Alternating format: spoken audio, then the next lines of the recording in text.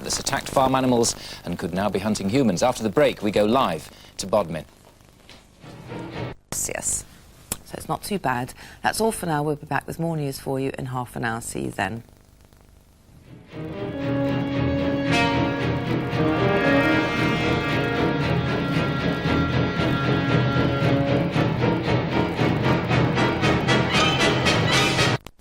Attacked its first human. Ross Kelly has been stalking the windswept West Country moorland in search of the creature. Ross, they're taking it quite seriously down there, aren't they? It's not just a sort of Hound of the Baskervilles legend, is it? You're right, Michael. It's gone beyond that now. I mean, the farm animal attacks were serious enough. It's valuable property to a farmer, obviously, if he loses a sheep. But now a woman who lives very close to here has been knocked over and knocked out by the beast. It's been taken seriously. So what's the latest attack on a human being? How actually serious was that? Well, the lady was out very late at night walking her dogs.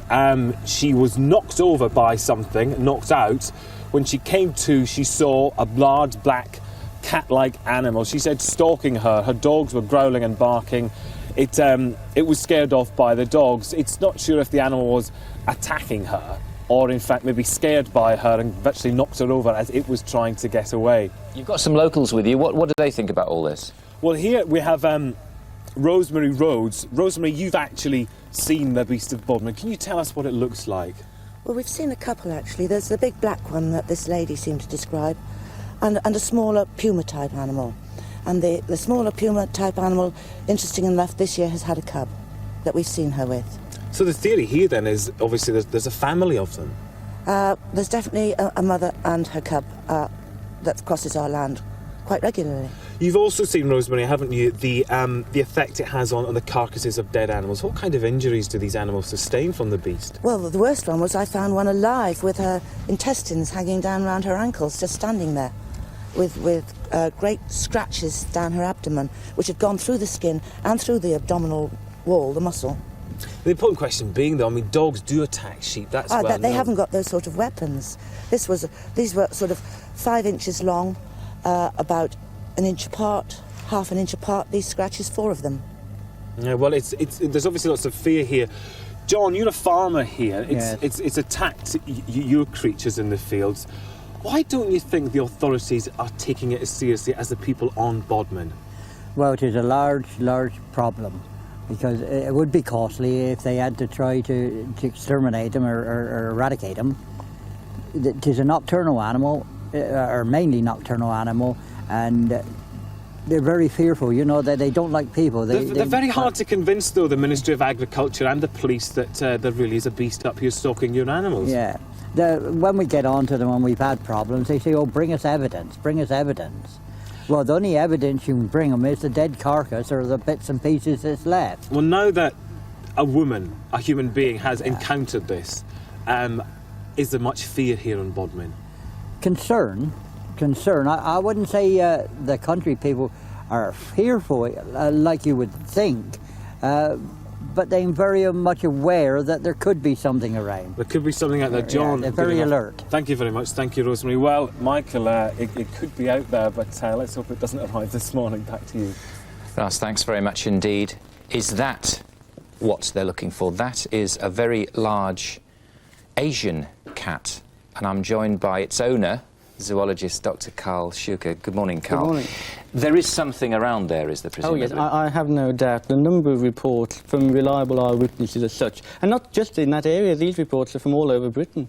Would you expect, though, something like that Asian cat there, which is, I mean, just if we can get some idea of the scale, you're fairly close to it there, but if you kind of draw back a bit, it's probably standing about, as it's in a crouching position, it's probably, what, 2 foot, isn't it? But that's the size of it, that's the size of a sizable dog, basically, when it's walking around it. Would that attack a human being? That wouldn't.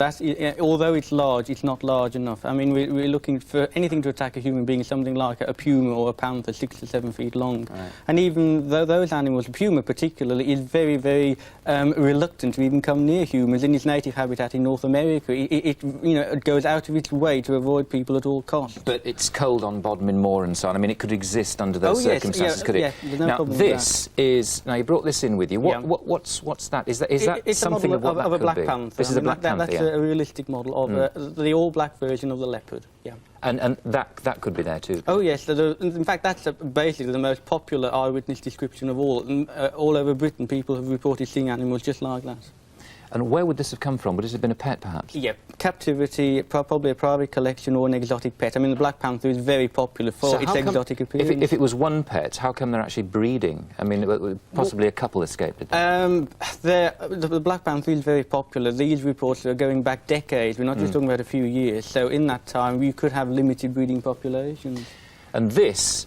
Now, you've authenticated this. Where did this come from? This is obviously a cast of a paw print. Yeah, that came from Muddyford in Devon, just north of Barnstable, just west of Exmoor. Yeah. And the size of it and the shape of it is consistent with a lynx, which, again, the lynx isn't native to Britain. It is to continental Europe, but not to Britain. So, again, captivity, an escapee, or deliberate release. I mean, people were keeping these just as, in the same way as you keep a large dog or cat until 1976, when the Dangerous Wild Animals Act came in, and that required all sorts of expensive licences and regulations for the way in which they were kept and whatever. And a lot of people simply couldn't afford to keep them anymore. So I think basically a dark night, a lonely moor, an open door of a car and a van, and the animals would be released. Sure. OK, well, we'll see look out for the next sighting, Carl. Thanks very much indeed for joining us this morning. Thanks for bringing Tiddles in with you. Do you call it anything, by the way? Enigma. Enigma? Yeah, I think that's a suitable name for it. Enigma, OK. Brain. How frightened are people now that this animal appears to have actually struck human beings? Well, Lorraine, I think it's very fair to say that what was concerned by farmers over savagely attacked livestock has now taken on a different complexion now that a local woman very close to here, was walking her dogs and knocked over and knocked out by what she said was the beast of Bodmin. You can see behind me, I'm sure, the vast expanse of moorland. You could hide an elephant here, let alone a puma or a panther-like cat, which is what the locals think it is. I'm joined by two of those local people who have stories of the beast of Bodmin. Rosemary Rhodes, you've actually seen the beast. What does it look like? A large cat. We've actually seen two different types. One puma, not very large and puma coloured, and another one black and much bigger. Are people now, I mean, they were horrified by the attacks on animals. Are they now actually afraid after this local lady has been attacked? No, I wouldn't say we're afraid. We're used to it. We've seen it quite regularly for a long time. Now, I know that, John, you're a farmer here. You've had several of your animals attacked by the beast. What were the attacks like? What does it do to them? Well, it attacks them in the throat as a rule, rip the throat out, and tear the intros out and eat them. You see, they're after the intros. There's something in the liver or the gall there, I understand, that these cats are needing. So it's clearly not a dog or anything, it's a big cat. Oh, yeah, a dog would rip them. Dogs generally go in packs, 2 or 3, you know, for mischief, and they tear a sheep from all angles, you see. But this attacked calves. John, why don't you think that the authorities, the police and the Ministry of Agriculture take you seriously? Well, they thought, well, you know, they think they haven't got a lot of confidence because they think we're peasants, we don't know nothing, you see. This is the attitude we get from them back. But it's going to be a costly job to try to track this little thing. Well, and a very difficult job, I'm sure, to track it in this nearly huge impossible. Bodmin moor. Thank you both very much for sharing your stories. Lorraine. Ross, thank you. Very interesting. We're joined now in the studio by zoologist and author Dr. Carol Shug.